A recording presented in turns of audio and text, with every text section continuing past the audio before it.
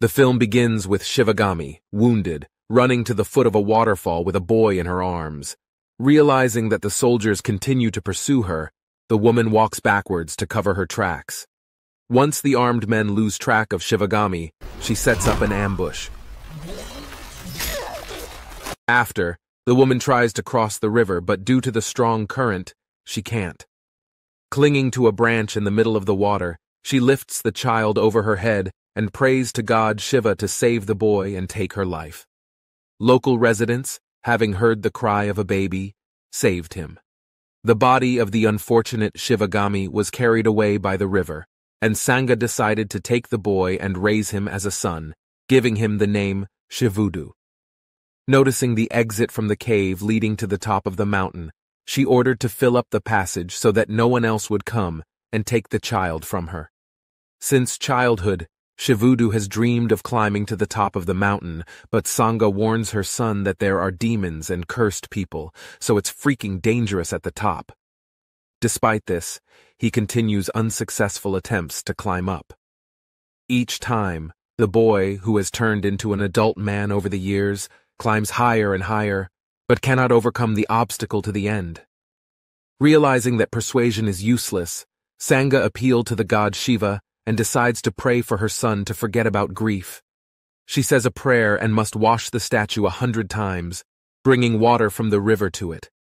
Seeing how the elderly mother was suffering, Shivudu broke the monument and, tearing it off the ground, carried it under the waterfall so that it would wash it instead of Sangi. Here, Shivud was nailed to the feet of someone's mask, which fell from the top of the mountain. He realized that there was someone from above and thinks about it, paying more and more attention to the mask and not grief. Seeing the imprint in the sand and showing imagination, Shivudu realized that the mask belonged to a beautiful girl. Inspired by the desire to meet his beloved, he again went upstairs. The path was difficult and thorny, but the image of the beauty attracted Shivuda to her, forcing her to overcome all obstacles. Falling, but not giving up, he continued on his way, and at the end, using a bow and a cable, he was still able to get up. Wandering through the forest, Shivudu noticed the charming mistress of the mask. Avantika flees from the soldiers of the royal army who are pursuing her. The man wanted to heroically protect the girl, but it turned out that this was not necessary, because she lured the enemies into a trap. Avantika is a member of the resistance fighting against the cruel king Balaladeva. Their goal is to free the captive Queen Devasena, who is being held in chains. Each time sending a saboteur, the resistance gets to know that he died and did not cope with the task. Aware of the strength and power of the incredible bodyguard of the royal family, Avantika suggests that the leader of the resistance turn to Katapa for help. He recognizes the power of the king's slave and remembers the history of his skill. One day, an arms dealer arrived at the palace and offered a special blade. Katapa refused Aslan because the sword was not fast enough. Taking this as an insult, the merchant challenged him to a fight, but was soundly defeated. He invited the bodyguard to the table, but he refused, since he is a slave and does not have the right to do so. Aslan was still delighted with Katap and called him his best friend until the end of time. Despite his strength and fighting spirit, Katapa will never rebel against the royal family, as he is their 10th generation slave and cannot break the ancestral oath. At dawn, Avantika goes to the river and looks into the reflection to see the girl in herself. At some point, she lies down tiredly on the shore and does not notice Shivuda, who swam up to her in order to paint her lover's hand. In the evening, the leader of the resistance decided that Avantika would be the next to be honored to free the queen. Noticing a drawing on her hand, he changes his mind, but the girl sheds a tear on the hand of the leader of the resistance, convincing him that she can cope with an honorable mission. Meanwhile, in the capital of the Mahishmati kingdom, people suffer, starve, and are forced to submit to a dictator with a harsh personality. While in his castle, Balaladeva decides to fight the bull. He knocks him on his side and believes that he won, but the animal decides otherwise. The bull tries to attack him from behind and injures Katapa, who was protecting the king. Balaladeva takes the life of an animal with one blow, after which he thanks the slave and promises to fulfill any request. The bodyguard asks for the release of Queen Davis, as he still believes in her and believes that she cannot be kept chained in the central square. Balaladeva is ready to fulfill the request, but the only way to release Devasena is to take her life. A little later, the king enters the square to see the former queen and mock her again. He reminds that the name of Bahubali has long been forgotten, but the woman does not pay attention and continues to collect wooden branches, putting them in a pile. In the evening, Katapa visits her queen and offers to help, but she doesn't want freedom. Devasena is sure that her son is alive and will come here very soon. The queen has not lost her mind and collects branches not because she has lost her faith, but in order to burn Balaladeva on a funeral pyre. Avantika realizes that someone painted her hand on the riverbank and goes there with her friend. She leaves the girl lying down and ambushes herself in a tree, unaware that Shivudu is lying beside her on a branch above. Using the snake as a distraction, he paints the girl's shoulder and disappears before she can see him. Nobody came, so Avantika returns to her friend, who noticed the drawing on her body. Enraged even more, Avantika goes hunting and finds Shivuda. He tries to hide and uses traps, but to no avail. Shivudu reports that he climbed the mountain from the foot of the waterfall, but the girl does not believe him, because only the god Shiva can do this. As soon as the man says he loves her, Avantika lashes out at him with a sword. During the duel, Shivudu undresses the girl, after which he uses the juice of berries to make up her lips and put a dot on her forehead. At some point, Avantika sees her reflection in the water and realizes that she is a beautiful girl. Afterwards, Shivudu returns her lost mask to her and proves that he climbed to the top for her sake. Realizing that their feelings are mutual, the couple marries and spends time together.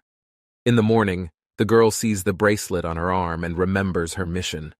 Using a sleeping flower, she escapes from Shivudu, but very quickly gets trapped by the royal army. The soldiers beat the girl and soon regret it, because her husband did not fall asleep and followed Avantika. Shivudu punishes offenders and sends them to the next world one by one. The last surviving soldier sees the man's face and falls to his knees in front of him, calling him Bahubali. Soon, hundreds of other warriors appear on the horizon and the couple has to flee. Realizing that they are trapped, Shivudu brings down a rock and triggers an avalanche. Using the bark of the tree as a sled, Shivudu and Avantika escape and destroy the army, escaping on a nearby mountain. The couple cannot part and live without each other, so Shivudu promises Avantika to personally release Devasena. A little later, he penetrates the capital of the kingdom of Mahishmati. The queen spots Shivuda and greets her son, whose real name is Mahendra Bahubali. Meanwhile, workers are trying to lift the huge golden statue of King Balaladeva, which his father Bijaladeva has decided to build. At some point, the workers cannot cope and fall from fatigue. The fall of a golden statue could take the lives of hundreds of people, but the royal family is not worried about this. At the last moment, the cable grabs Shivuda and helps the workmen put the statue back in place. Seeing the face of the savior, the slave starts shouting the name of Bahubali. The crowd picks him up and chants his name, causing the king to panic. Sangha realizes that her son has run away and is afraid that everything will be fine with him. Ordered to dismantle the passage, she and other locals go to the top of the waterfall to look for the missing Shivudu. Meanwhile, the king gathers soldiers in his chambers to find out who was the first to name Bahubali. Shivudu, pretending to be one of the soldiers, says he saw Bahubali, after which he starts a fire and escapes. Balaladeva saw his face and is shocked that Bahubali is not fiction. He is really here. After dealing with a dozen soldiers, Shivudu frees the captive queen Devasena and tries to escape. The guards use burning hay as a barrier, but the fire is unable to stop the heir of Bahubali. Soon, Shivuda is stopped by soldiers who have prepared a trap under the command of Balaladeva's son, Bhadra. Seeing how the men offend the defenseless queen Devasena, Shivudu feels himself filled with rage. He deals with dozens of soldiers and takes their lives, after which he begins the hunt for Bhadra. Katapa, as a real bodyguard of the royal family, tries to interfere with Shivudu and fights him to the last breath. The royal army and the resistance group also arrive here, having entered into battle with each other. Shivudu's foster family comes out of the cave and sees a bloody battle. Katapa calls to him a horse carrying a sword.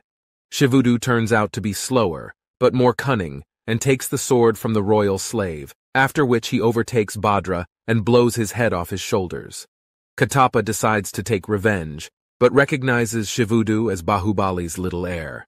He falls on his knees in front of him and puts the man's foot on his head just like 25 years ago on his birthday. At dawn, Katapa thanks his adoptive parents for raising the son of King Amarendra, Bahubali. Also, the royal slave informs Shivudu, whose name is Mahendra, that Devasena is his mother. To know how Mahendra Bahubali found himself in a strange family, Katapa tells the story of 50 years ago. The Mahishmati kingdom was then ruled by Vikramadeva. In troubled times, he fell into an eternal sleep, and after him the queen left, who managed to give birth to a son before joining her husband. King Bijaladeva's elder brother could not get the throne. He believed that the problem was in the withered left hand, but in fact it was due to his bad temper. There could also be a coup in the kingdom, but Shivagami quickly suppressed it, taking the life of Martand. Then the daughter-in-law of the late King Vikramadeva took over the reins of power, promising to transfer the throne to one of her sons, Balaladeva, or Amarendra Bahubali, depending on who is more deserving. Both princes grew up and studied together, but Balaladeva was more cruel, in contrast to the humane and generous Amarendra. The guy could save his mother from a scorpion, at the cost of his life, and dine with the slave Katapa, not considering it humiliating. They soon grew up to become brilliant warriors, which caused difficulty in choosing a new king. Meanwhile, one of the court servants has stolen the kingdom's military secrets. The brothers went after Saketa to bring him home and find out who decided to declare war on them. On the way to the goal, the princes showed cunning and courage, almost tempted by 3 dancing beauties, but still managed to resist the temptation to catch the traitor. Saketa decided not to give up and jumped off the cliff, but Amarendra jumped after him. Balaladeva decided to get rid of the pretender to the throne and let go of the rope, but by coincidence it got stuck, caught on a stone. The ambitious son of Shivagami wanted to finish the job, but Katapa showed up on time and had to save Amarendra. Arriving at Mahishmati, Saketa confessed that he had sold weapons ideas to the army of Kalikeya, preparing for war with her. Their 100-strong army is 4 times the size of the kingdom's army, so you need to think over a defense plan. Amarendra proposes a trident, in which Katapa will lead the center of defense, with the princes flanking the enemy commander-in-chief. Bijaladeva supports the idea and proposes that the one who takes the life of the main enemy of the kingdom gets the power. Katapa warns that the pretenders to the throne will have only 3 hours, otherwise the kingdom will fall and they will lose this war. In preparation for the upcoming battle, Bijaladeva hands over most of the weapons to her son's army so that he wins. Amarendra Bahubali is not worried about this and decides to be smarter by collecting all the awnings that the kingdom has. The royal family meets with the commander-in-chief of Kalikeya. The warrior promises to take the lives of pretenders to the throne and dirty use Shivagami so that their joint child ascends the throne. Hearing this, the queen asks to punish the commander-in-chief of the enemies and make him suffer. Balaladeva's army uses thousands of arrows to hit the enemy. Meanwhile, Amarendra fires a single projectile that does no damage to the enemy. After that, he sends 2 projectiles, carrying a long stitched canopy behind him, covering thousands of opponents. It turned out that it was saturated with alcohol and burns beautifully, taking the lives of everyone who was under a canopy with it. While one contender uses strength and the other cunning, Katapa takes the brunt of the blow, protecting the gates to the kingdom. Having begun the implementation of the Trident plan, the troops are divided and surround the enemy. As the princes approach, Kalikeya's army uses civilian prisoners as human shields. Balaladeva breaks through them and ignores the losses. Amarendra binds the legs of the captives so that they fall and breaks through to the commander-in-chief of the enemies without casualties. The army of Kalaki breaks through the defenses and raises its moisture. The residents and soldiers of Mahishmati accept defeat and begin to retreat. Amarendra Bahubali stops them and reminds them that there is nothing worse than cowardice on the battlefield. The inspiring speech of the prince makes the warriors take up arms again and fight back the enemy. Katapa supports the future king and hangs the enemy on a flag, proving that they cannot be defeated. Applicants for the throne synchronously approach the commander-in-chief, Kalake, demolishing everything in their path. He is first fought by Balaladeva and retreats, after which Amarendra joins the fight. Using a golden glove in the shape of a lion, Amarendra Bahubali defeats the enemy and brings him to his knees. He wants to deliver him to the queen alive, but Balaladeva seizes the moment and takes the life of the commander-in-chief. The enemy retreats and Bijaladeva greets her son as the future king. Shivagami reminds that the king should value the lives of people and appoints his son as commander of the troops, and gives the throne to Amarendra Bahubali. Having finished his story, Katapa admits that the true king is no more, and Mahendra has no father. The royal slave informs everyone that he was the one who stabbed in the back and took Bahubali's life. How you guys enjoyed watching the movie? Write any thought below in the comment. We make sure to read everything. Thanks for watching. We hope you like and subscribe.